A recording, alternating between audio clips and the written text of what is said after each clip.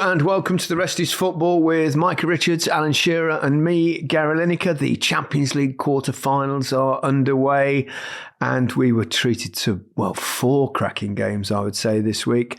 Not to mention the quality of the goals on show as well. Lots of great action for us to discuss. Let's start perhaps with the game last night in Paris where Villa, backs to the wall and then were dealt a significant late blow by PSG. I tell you what, let's talk overall first, because the quality of the football this week, I think in this season, because Liverpool are running away with the title and even the relegation, in fact, there's not been a lot to get excited about in recent weeks.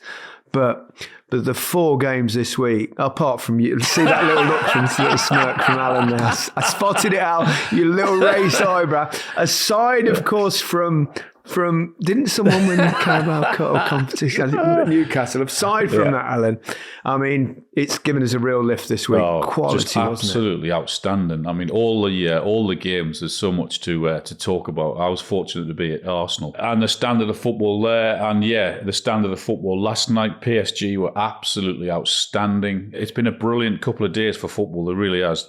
Top level, top quality football. You know what stressed me out about seeing PSG and some of the quality of their players?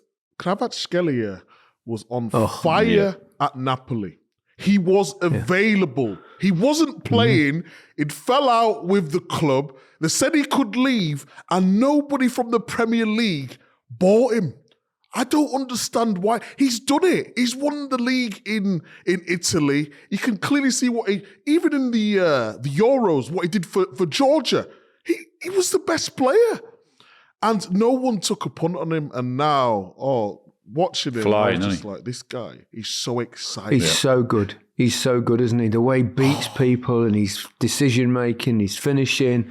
He's just a breathtaking player. I loved him at Napoli.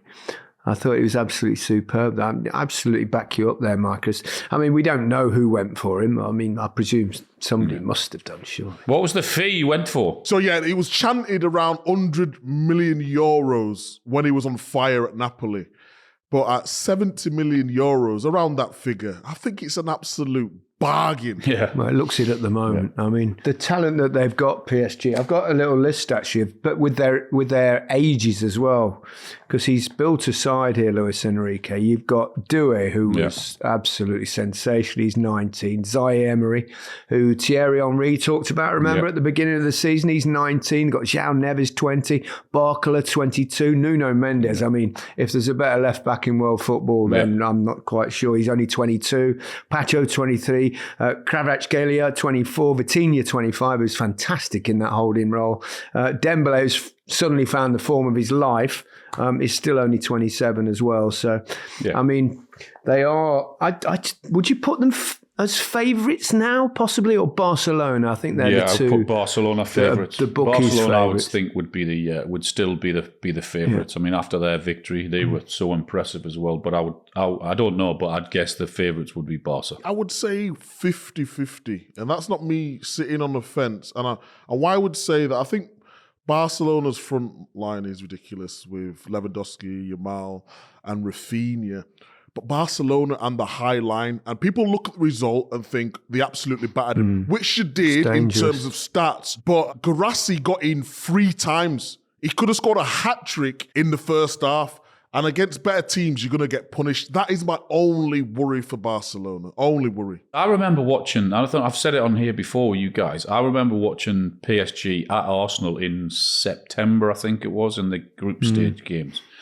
And they looked average. They really did. I mean, Arsenal battered them in a way. Looked so comfortable that night at PSG to go from, I know everyone can have a bad game, but from that to where they are now, the standard of their football is outstanding. It'll be interesting if they can maintain that, keep going with that, because there's a real high energy to them as well. But it's really good to watch. I mean, they were superb, I thought, in both legs against Liverpool as well. And they picked off where they left off in those games against Aston Villa, who, they're not out of it completely, but that last goal, that's the one that went, Mendes' goal in the 93rd, 94th minute. I mean, that was devastating. The difference between 2-1 and 3-1 is huge, isn't it? The only thing I would just say before we move on, Gary, that PSG can rest players, can't they? Because the league's sewn up. Real Madrid will push Barcelona all the way to the end, although Barcelona are still top. And I think that could be the advantage in terms of your question with the energy and the high press. They can rotate. And that's going to play in their favour massively. Yeah, but I think, do you not think momentum's a better thing rather than they've already, all their league games now, they've won, they've done whatever. I don't know, I think momentum might be better than resting players, and get one or two, I'm just thinking in terms of niggles, towards the end of the season and you've got big games coming up and keeping a fresh squad, or if someone's tired or, carrying something, because we always say as footballers, we're always carrying something, whether it be an ankle, whether it be a knee, whether it be a back. If you could just get them problems ironed out going into the latter stage of the season, it might just help them over the line. It's an interesting one, the momentum argument, though, isn't it, Alan? Because say, for example, Liverpool this season, who were pretty much battering everyone, winning really comfortably, plays a kind of very much of a second string against Plymouth in the FA Cup. They're still going to win the league anyway because they're well clear. But since then, they've obviously got beaten by PSG as well. And you wonder, and lost one or two. They've lost their form a little bit. They're not as consistently. Now, we can't say it's because of that. It might have nothing to do with it whatsoever because, there's nothing to back it up with evidence-wise. But it is, winning is a habit, isn't it? And when you're in that winning run, it's amazing. That's why I think, every game in the league game, I don't know how many they've got left between now and whenever it's done, and that you just, sometimes to have that little bit of edge is a good thing. And the game meaning something is a good thing. Whereas the mentality, if you switch off that, it's difficult to get it back. And I just think the momentum thing shouldn't be underestimated because it's a really strong, powerful thing. I think it is. Can Villa turn it round? Oh, if you had said to me, in the 90th minute, 2-1, can they turn it? Absolutely. But I think, that last goal, that 3-1, is a right kick in the nuts for Villa. It really is. Because you can imagine. Villa Park is going to be rocking. It has been this season. It will be again. But with that standard of opposition they're playing against. Not for me. But they can have an off day. Teams, it doesn't know how many, you know what football's like. You can be brilliant, and then suddenly things don't quite happen for you. So there's always that chance. But I think that might have to happen for Villa to get through. But Villa, they're dangerous. They can score the goals. They are very good, this PSG side. I was thinking about it earlier this afternoon. Do you think they could play like this with Kylian Mbappe if it had still been in the team, tactically? Probably not. You'd have to buy into it, wouldn't you? Yeah, absolutely, yeah. And they'd be different. They'd have to give him a bit of a freer rein, I guess, because he's got that much talent and he is an absolute superstar. And sometimes you have to bend the rules for superstars and let them do what they want. But would they be as functional? Would they be? I'm not quite sure, because every single player in the team is at it. And that's what, for me, is the impressive thing about them, is they're far more of a team than they've ever looked for a long, long time, PSG. We've said it many times, Mbappe is my favourite player. But in terms of tactics, and we saw it in the Euros, what he was doing when Barcola was on the left-hand side, he was basically on the ball, he was going to the left, and then off the ball, he was just going to stand up front, not pressing. So could PSG do the same? No, in terms of their attacking talent, goals, of course, but the structure of the team, I don't think, and that's where you've got to give credit to Dembele for. He has really turned a leaf in his application and done what is right for the team. I think he can cheat a little bit when you're playing up front. I think he gets a little bit found out defensively in wide areas, but as a number 9, he can sort of drop in.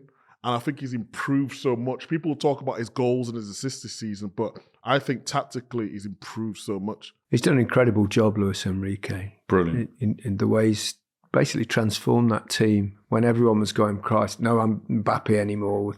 They're in real trouble. But, they brought in some young players. He's got them brilliantly organised and dynamic. They really are.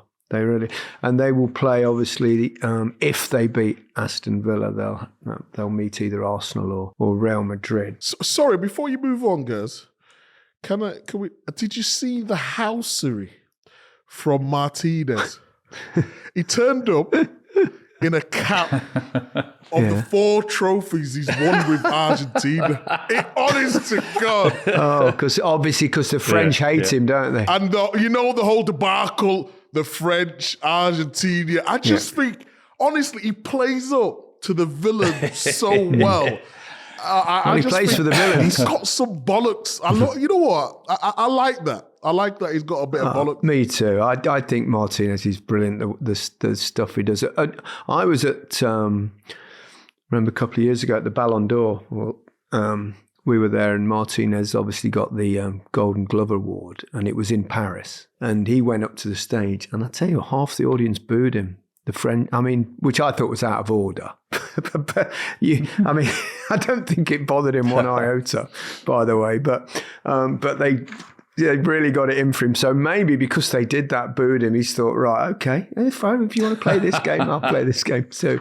But you've got to have some balls, as you said, some cojones to go out there in Paris's home stadium. And to do that sort of stuff, but he did let 3 in. Although he did make a couple of absolute brilliant saves in the game. It could have been more. How did Villa go about the second leg playing against them though? I actually think I know it sounds silly. They've lost the game 3-1, but I thought Villa tactically did what they needed to do. It was just that little lack of quality. So they sat deep. They got the goal with Morgan Rogers. He said he was going to add more goals to a game. I thought the play, but then it was just too much. I think what Villa did wrong, they dropped a little bit too deep. So at times it was a 5 and 6 out, and they couldn't get out. And then the last moment, you're thinking, you go to Villa Park, 1 goal deficit, you can bring that back. But I think now that it's 2, the last goal killed them. Me too, really. yeah. But it's going to be done. I think they've just got to go for it. They've got nothing to lose. No one expected them to go through. So they've done ever so well getting this far. Every goal scored this week was sensational. I mean, the Doué one to come, bent it in the top corner. Kvaratskhelia goal was... Oh, that was the one. Oh, absolutely. That was the best of the... Because Mighty Cash has come off because he's got a yellow card. They bring on Dizazi. And when he's centre-half, you don't want to be defending out there. 1v1 with people, technique, pace, acceleration. And I thought to myself, he's not got the angle to shoot. He's going to roll it here. But to roll it with your studs, then take the touch and then hit it with your left foot off the post. Oh, my God. It was so good. Yeah, fantastic. Beauty. Oh, it's a thing of beauty, wasn't it? Let's move on to the other tie that was played last night, and then we'll, in the second half of the show, we'll talk about the 2 games played on Tuesday, including, obviously, Arsenal's magnificent performance against Real Madrid.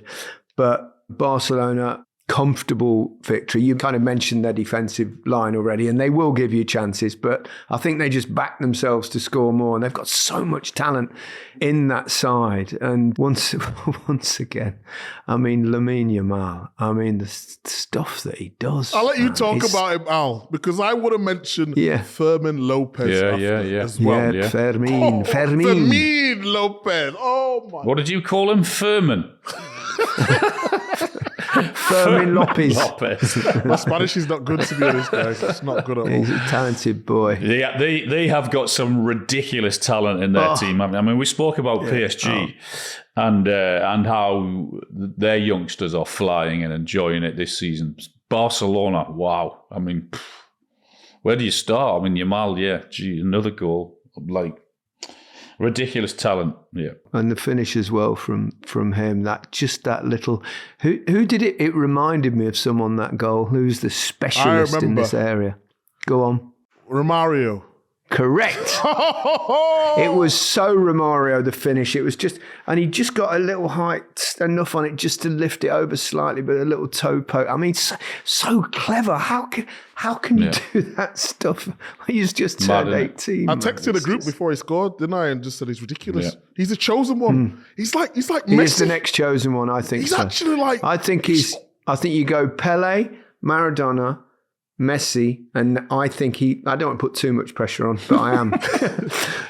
And he's next. I mean, I've never seen anything like it at his age. It's just, I mean, the stuff he does, it's absurd. I hope he doesn't get injured. That's some list of players, by the way, you've just given there. I mean, to chuck him in, yeah, incredible. Well, that's why I'm saying that the chosen one, and I think there's been 3 in my lifetime. I mean, there's lots and lots of truly, truly great players, but then for me, just above them. And I think probably the Brazilian Ronaldo would. I'm just going to say without the injuries, yes. But he did have the injuries. But without them, I would have said he'd have been the other one as well. But but he was still unbelievable. Yeah, you're right, Micah. I mean, they did have a few chances. I know they've been whopped, but with that high line, they will give you chances, whoever you're playing against. And you're right, it's like we'll outscore you. It's like if you score 2, we'll score 3. They've got that attitude, haven't they? Brilliant. They have. Fermin. Go on, talk Fermin. Oh my gosh. Technically, wow. He just reads a game so well. And it's another one. It's another one that they've produced. How old's he? He's 21. He's 21. Yeah, he played in the Olympics against Thierry's team. And I was thinking to myself, wow, who is this special? And everyone's like, oh, do you not remember him? He's at Barca. And I was like, I've not seen him. I've not seen him too much. He must have come off the bench or whatnot. Obviously, because Pedri's been in the form of his life recently too. And then they just bring another one off and we talk about England, don't we? So many, we've got to win something. We've got the best talent. We've got Foden, we've got Rice, we've got Bellingham, and all these players. But so have they. So have they. Fermin Lopez is ridiculous. Fermin. Get used to the Spanish, Micah. Stop calling them Fermin. You sound like vermin. Fermin.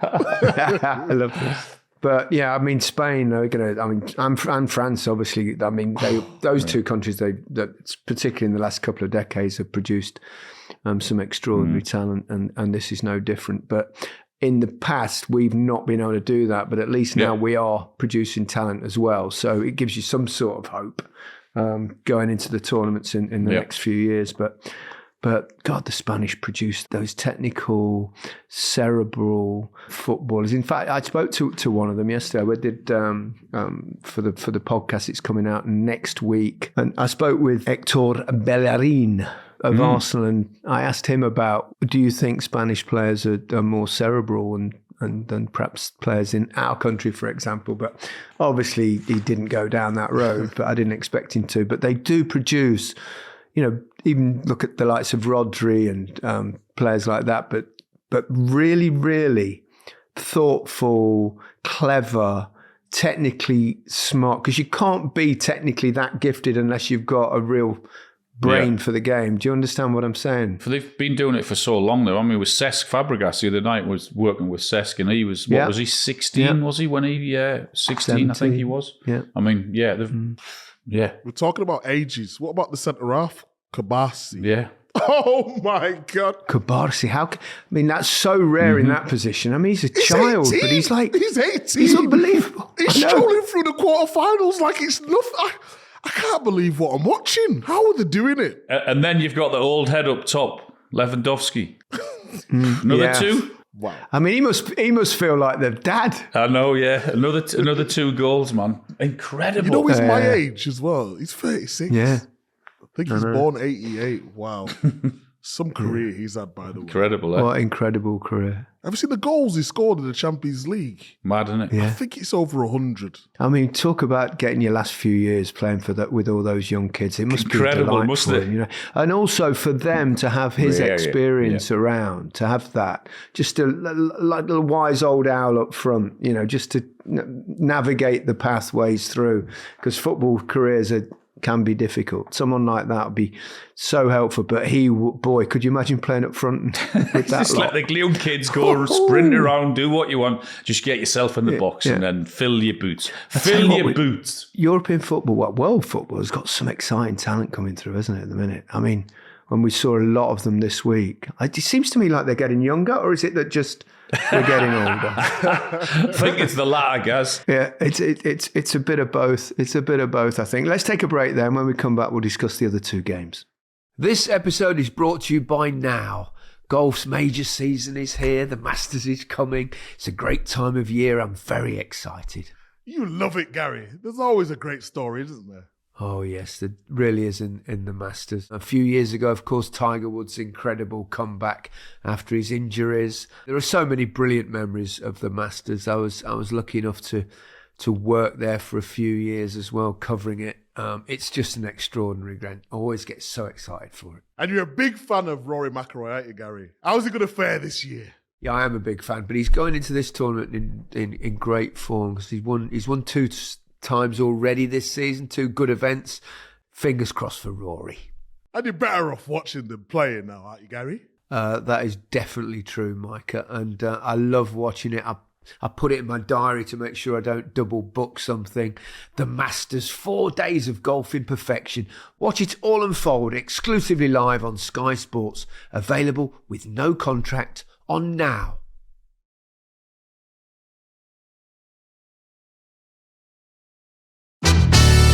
Welcome back to The Rest is Football with Alan Shearer, Micah Richards and me, Gary Lineker, discussing this weekend's Champions League games. 4 absolute beauties. Let's talk Arsenal and talk about great goals we've seen. Can you address them properly, please? It's the Arsenal, actually. No, I think you'll find it's Arsenal Football Club. I've never seen the Arsenal. I've never seen TAFC. The fanboys come out again. They've won a match. It's amazing that it went They've won a match, have they? What a game it was. Sorry to interrupt you, Gary. Go on. But before we go on, did you have a little squabble with Jamie Carragher? Did I see talking about? Yes. Do you feel like you're at the top of your game at the moment, Jamie? Well, I'm on the best Champions League show. I'm on the best Premier League show, and I'm on the best podcast. But numbers say differently. Controversial. Oh my God. Wages, or you're talking numbers? We're talking numbers. I get stopped in the street about my podcast. We're talking listeners. Yeah. He tried to pretend that they got the best football podcast, did he say? Podcast Wars, basically. I was actually giving him a bit of credit. I said, you're at the top of your game, pundit, this, that, and the other. He said he was on the best Premier League show, the best Champions League show. I got the best podcast. I had to pull him up on the podcast. I had to do that. I would hope so. I would hope so, Mike. When it comes to numbers, we do the numbers, don't we? Yeah, they're languishing miles behind. And that's okay. We like people to have, a bit of competition in there. But you can't be the best podcast when you stand there talking over each other all the time. So, Gary's firing shots. That's it. But it'll be But they're a YouTube show. We know that because you can't have 5 people around a thing doing a podcast. It's just too many. It doesn't work. Not that I know anything about podcasts, but anything to add, Alan? Anything to add? I'm loving it, boys. I quite enjoyed it the other day. Yeah. I enjoyed you making a fool of yourself as well when you just said no comment. Oh my God! Did you see that? What was that? Oh my God! So basically, you know how we always address everything on our show, and it was just a funny clip of a woman spilling drink all over her face.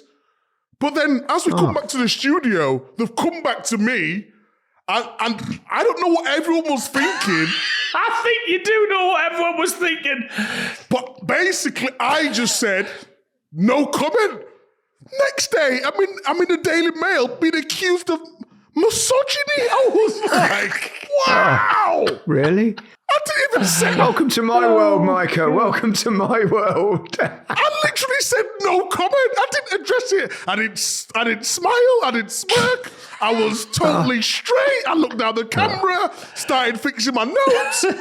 Next minute, I'm getting accused of misogyny. Of all people. Liverpool. Come on. Listen, if they're accusing you of something, you know damn well it's not right. So, they don't often get it correct. So don't worry about it, Micah. Don't worry about a thing. Everyone knows. Everyone knows.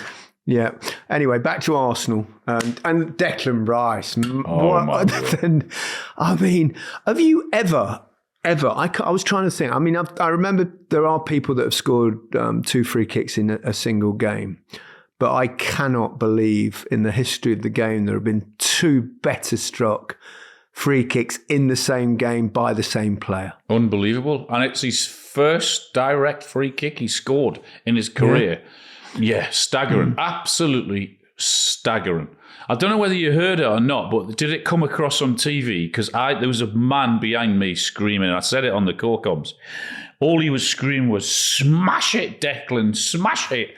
And I mentioned it in my core-coms, and boy, did he smash it. But the bend on the foot, oh my God. Yeah, but he whipped it, didn't he? Oh. That atmosphere the other night, I've been to the Emirates so many times, and that atmosphere at the Emirates the other night was the best I've ever heard it. And I guess, I spoke to a few Arsenal fans there, and I said, "Is that the best you've seen in a long time at the Emirates?" And they were all like, "Yeah, absolutely." And it was. I think it was one of those nights, just because of who they were playing, that they'll say, "Remember 5, 10, 15, 20 years time, we were at that game." It was that good. It was breathtaking. I mean, I'd love to have been there.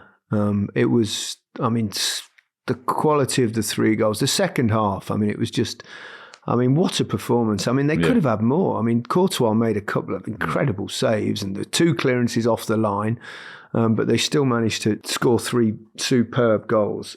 A real buzz for Arsenal. If it were anyone else, you'd now be saying, that's it. There's absolutely no way back. But that bloody lot in Madrid, if they get close, you know what it's like with them. They just seem to crazy things happen in this competition for Real Madrid, don't they? It's not over yet. It is not over yet. No, it's not over. If they get an early goal, can you imagine? It's back to the wall stuff, isn't it? It really. But a 3-goal lead is a incredibly brilliant result for them and gives them an absolute opportunity to get through to the semi-finals. You couldn't ask if someone had said 3-0 at the start. You'd gone, please. Some great performances though. Oh, Saka! Oh my God! No. Forget Saka for a moment. Lewis Skelly. Fucking Skelly.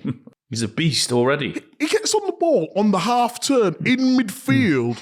Composed, drops his shoulder, plays the ball forward. He's aggressive and he can defend.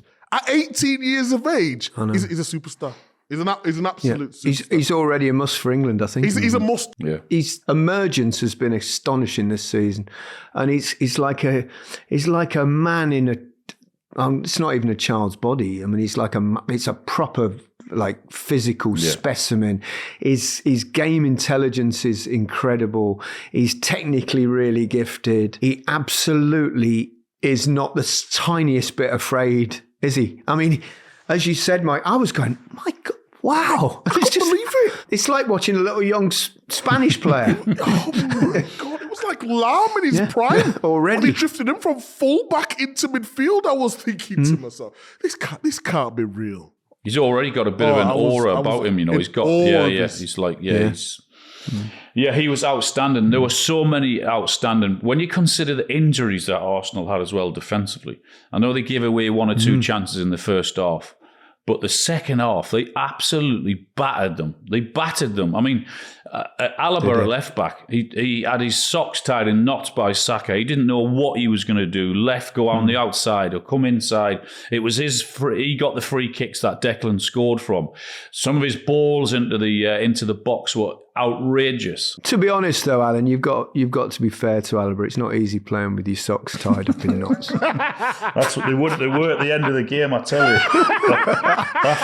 After Saka did what he did to him, he absolutely battered him, and they were outstanding. It was a pleasure to be there, actually, just because the whole night, the atmosphere and everything else was magnificent. It really was. Not to be a party pooper, though. Not to be a party, but because we have to be fair, and you mentioned injuries that Arsenal had. Yeah.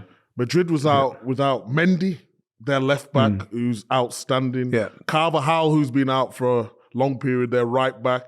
and Melito as well. So put them three in a team. Things may have been different. I know they got Valverde and all that who's played there and he's been outstanding at fullback, but they missed a lot of energy in midfield, and Rice was running off the back of Modric so many times. Couldn't get anywhere near him. He did it really well, by the way, Rice. He got into so many good forward positions. He had Partey to watch his back, but they couldn't handle him. Even in the first half, he made 2 or 3 really clever runs into the... and he's brilliant at that. He needs to do that. I think he needs to do that more often because he's outstanding at that. He really But that's what Arteta's done, that tactical tweak from that number 6 to a number 8.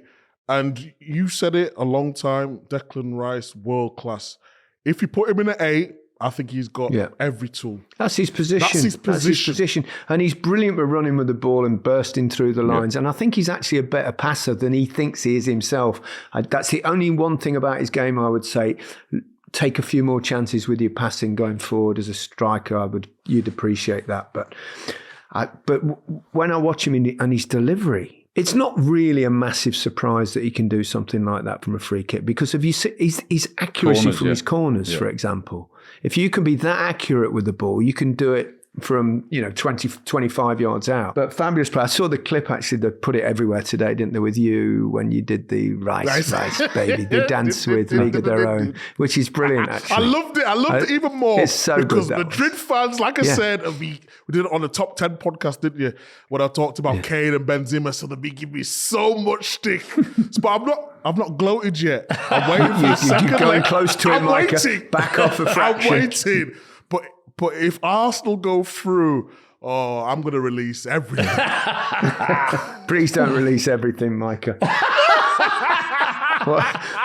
Whatever you do. How do Arsenal play in the Bernabeu? I don't know. I've asked multiple people, and you can't go there and try defend, but you can't go and press really high.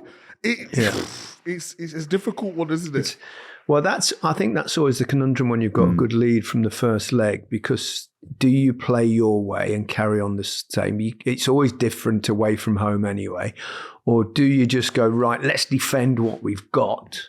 And they are a good defensive side. Having said that, of course, half of the defenders are out injured. It'll be interesting to see what their mental approach is going into that game.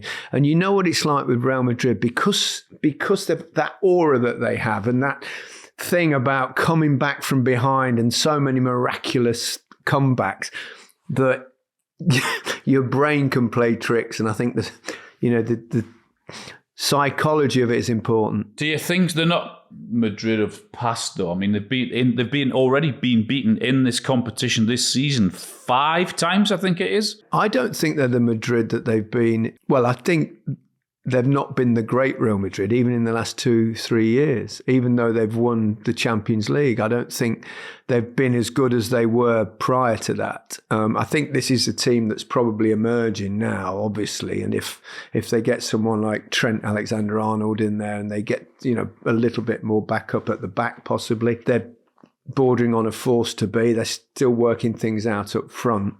But they've got so many unbelievably good players that. Yeah, but it's about moments, isn't it, guys? It's about moments. Yeah, it is in this competition for them. You don't have to be the greatest team. It's about taking the chances at the right moments. And Real Madrid did the game against Man City, and I went into that game thinking, if Man City keep the ball and hit them with the pace, Mamouche on a counter-attack, they'll be fine.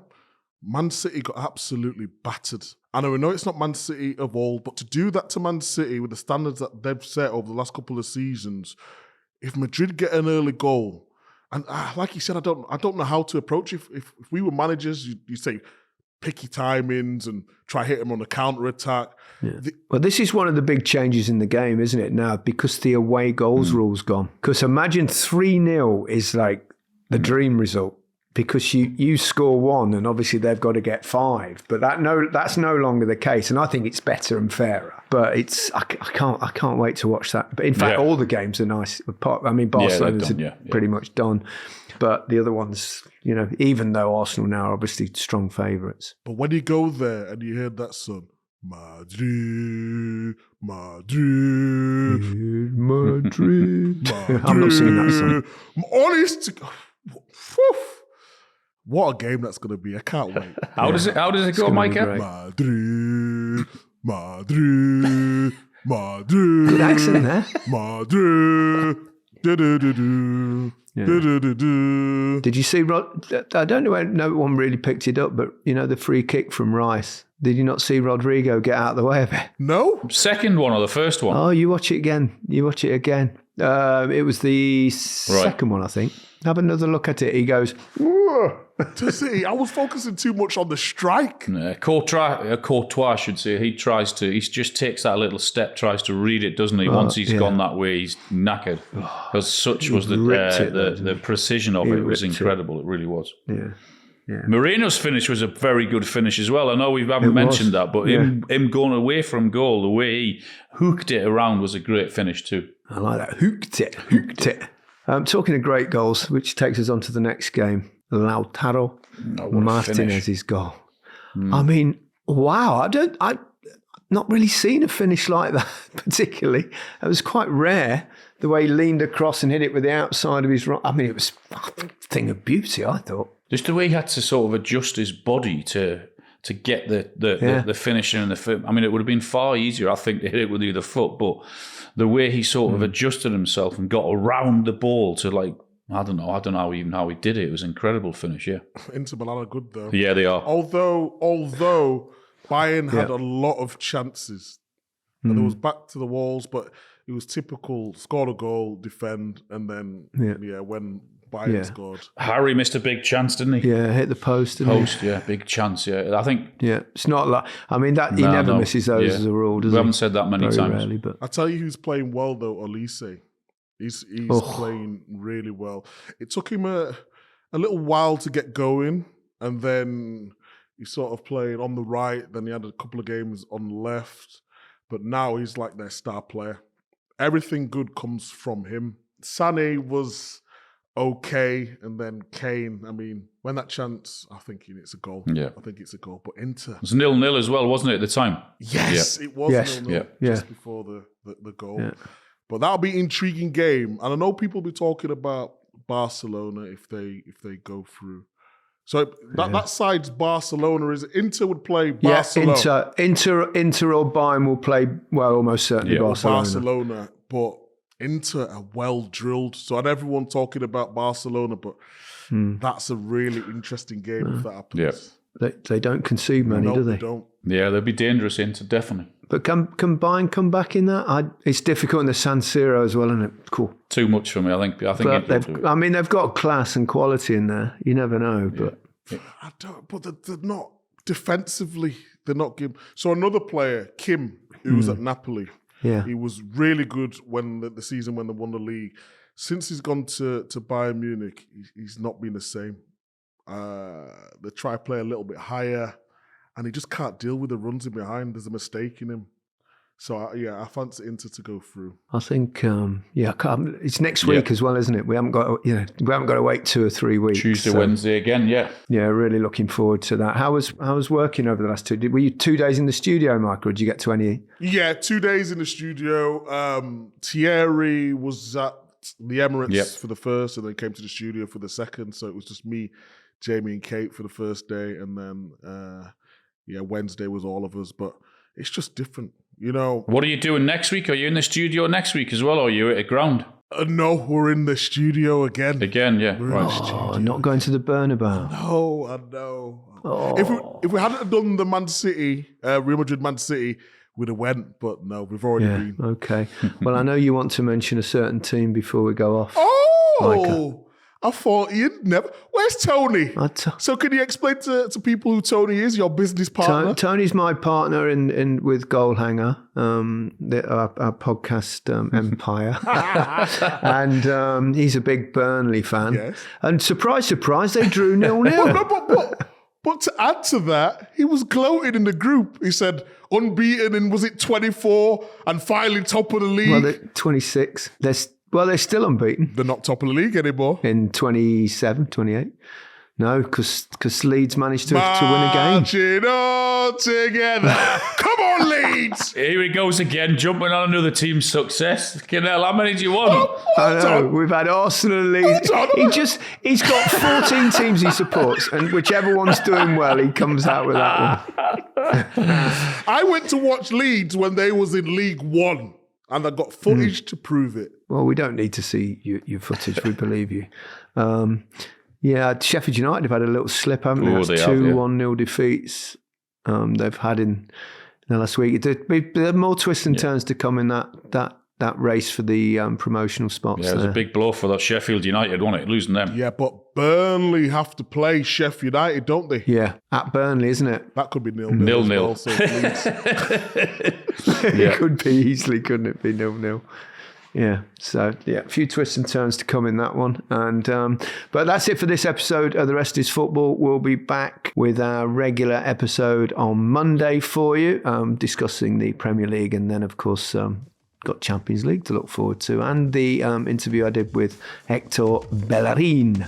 So hope you stay with us and listen to those. But for now, goodbye from me. Goodbye from me. Goodbye from me. Have a great weekend.